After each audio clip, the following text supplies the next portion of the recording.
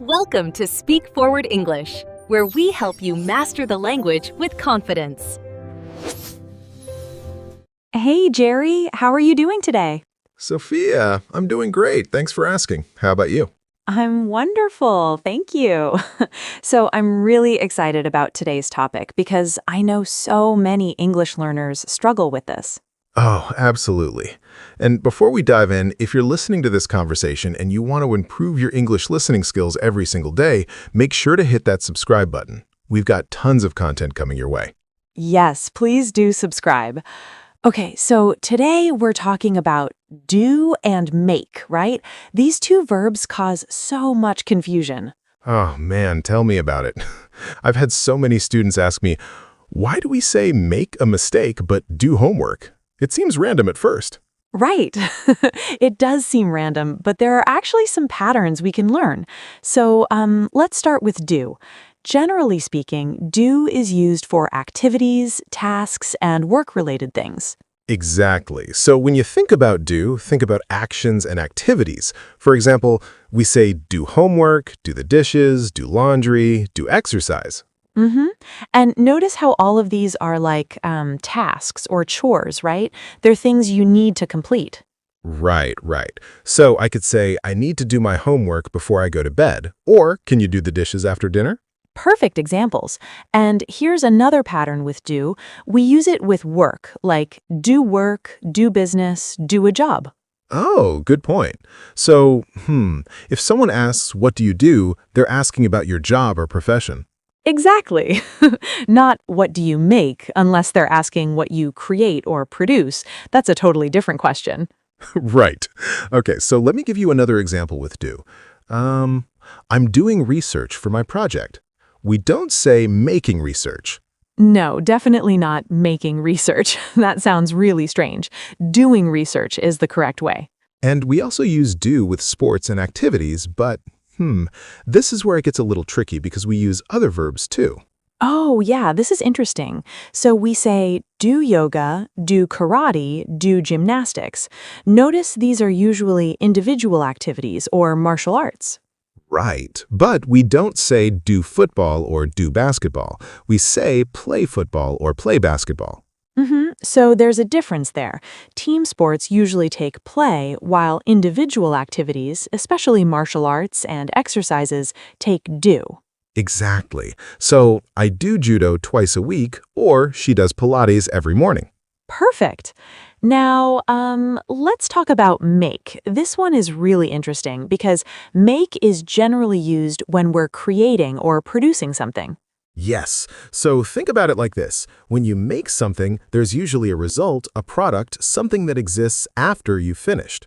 Right, so we say make a cake, make dinner, make a cup of coffee. You're creating food or drinks. Exactly. And we also use make with production and construction, like make a dress, make furniture, make a movie. And here's a really common one that confuses people. We say make a mistake, not do a mistake. Oh yeah, that's a big one. I hear do a mistake all the time from students, but it's always make a mistake. Always.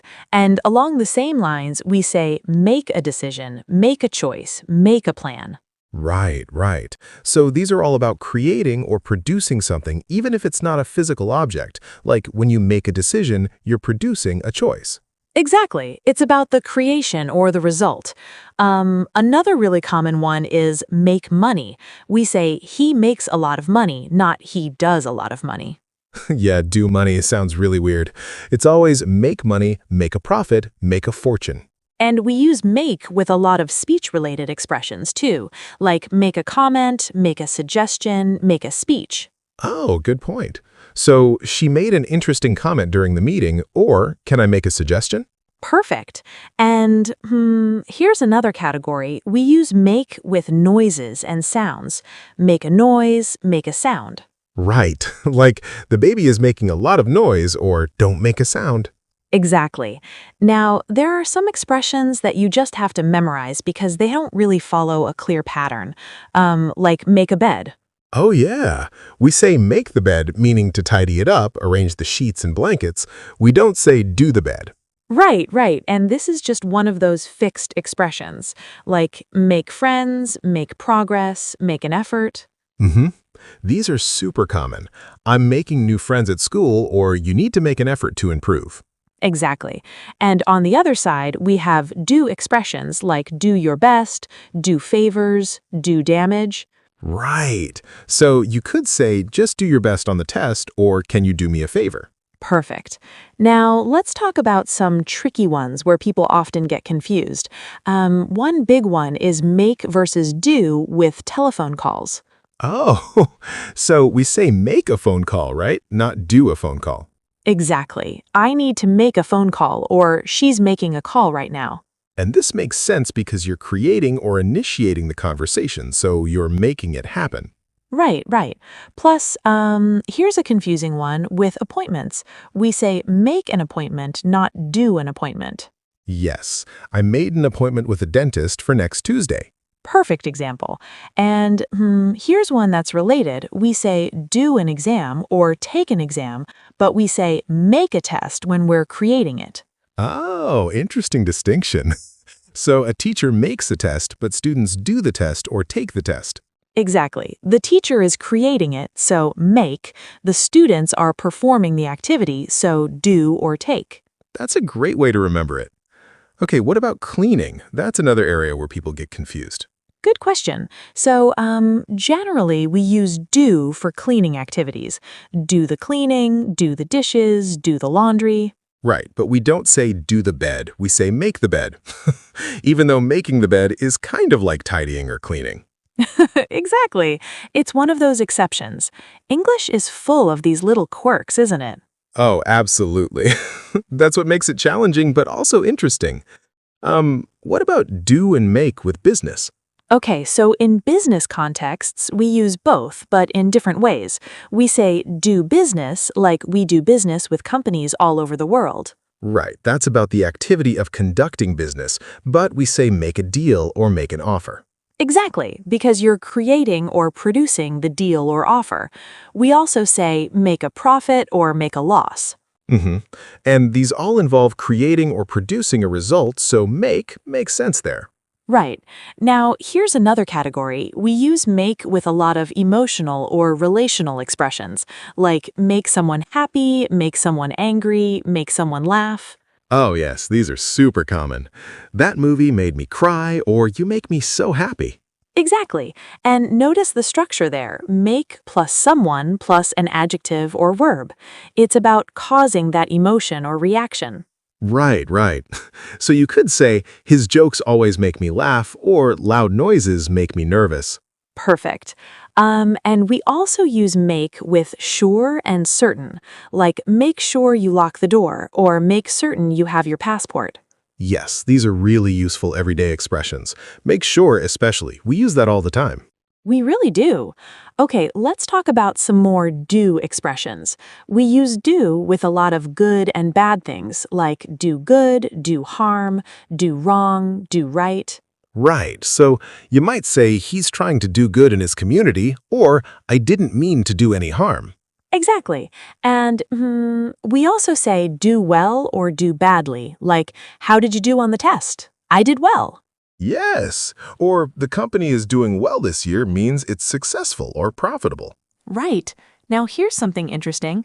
We use do with hair. Do your hair means to style it.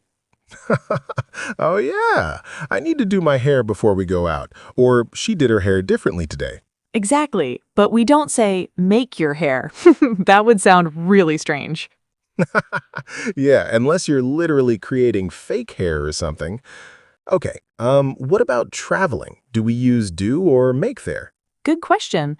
We actually use do for visiting places, like we're doing Europe this summer, means we're traveling around Europe. Right. Or let's do the museum tomorrow means let's visit the museum. Exactly. It's more casual, informal language, but very common. And we also say do with speeds. The car was doing 100 miles per hour. Oh yeah, that's interesting. So it's about the activity or action of going at that speed. Right. Now, let me ask you something. What about shopping? Do we do shopping or make shopping? We do shopping, or we can say go shopping. Definitely not make shopping. Exactly. I need to do some shopping this weekend. Or more commonly, I need to go shopping. Mm-hmm. And you can be specific, too. Do the grocery shopping, do the Christmas shopping. Perfect. Okay, here's another important one. We use make with arrangements and reservations. Make a reservation, make arrangements. Yes, I made a reservation at the restaurant for 7 o'clock. Or we need to make arrangements for the conference. Exactly, because you're creating or setting up these plans. We also say make time for something. Oh, good one. I need to make time to exercise. Or can you make time for a meeting tomorrow? Right. Even though time isn't something you can physically create, the expression is make time, not do time. Well, due time actually means to serve a prison sentence. Oh my gosh, you're right. That's a completely different meaning, so definitely don't confuse those two. Right. Make time means to find time in your schedule, but due time means to be in prison. Big difference. Huge difference. Okay, what about make sense? That's a really common one. Yes. Does this make sense to you? Or that doesn't make sense. We use this all the time to ask if something is logical or understandable. Exactly, and we don't say do sense. It's always make sense. Right.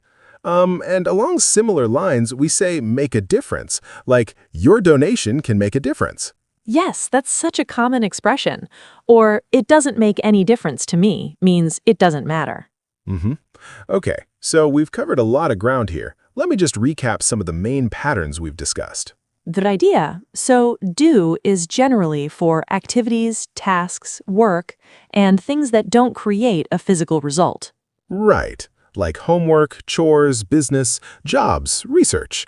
And make is for creating or producing something, whether physical or abstract. Exactly. Like making food, making objects, making decisions, making money, making mistakes. And there are lots of fixed expressions you just have to learn, like make a bed, do your best, make friends, do favors. Right, right. And if you're listening and you found this helpful, remember to subscribe to get daily English listening practice. Yes, please do. We'll help you improve your English every single day with natural conversations like this one. So, Jerry, what would you say is the best way for learners to remember all these do and make expressions? I think the best way is to learn them in context. Don't try to memorize lists. Instead, pay attention when you hear or read them in real situations. I completely agree. Context is so important. And practice using them in your own sentences. Exactly. Like, don't just read, make a mistake, actually use it. I made a mistake on my homework, or everyone makes mistakes sometimes. Perfect. And the more you use them, the more natural they'll become. It's really about exposure and practice. Absolutely. And don't be afraid to make mistakes while you're learning. That's how we all learn. Yes, making mistakes is part of the learning process. Is there anything else you think we should mention about do and make? Well, I think it's worth noting that sometimes different English-speaking countries might have slight variations in usage, but the main patterns we've discussed today are universal. That's a good point. The core uses of do and make are the same across all English-speaking countries. Right. And if you're ever unsure, you can always look it up in a dictionary or ask a native speaker. Absolutely. And listening to lots of English content like this conversation will really help you develop a natural feel for when to use each one. The more you listen, the more these patterns will sink in naturally without you even having to think about them. Exactly. That's the goal, to reach a point where you just know which one sounds right. And that comes from lots of exposure and practice. Well, I think we've covered this topic pretty thoroughly. Hopefully our listeners have a much better understanding now. I hope so too. And remember, if you want more conversations like this to improve your English listening skills, make sure to subscribe. Yes, don't forget to subscribe. We've got tons of great content coming up.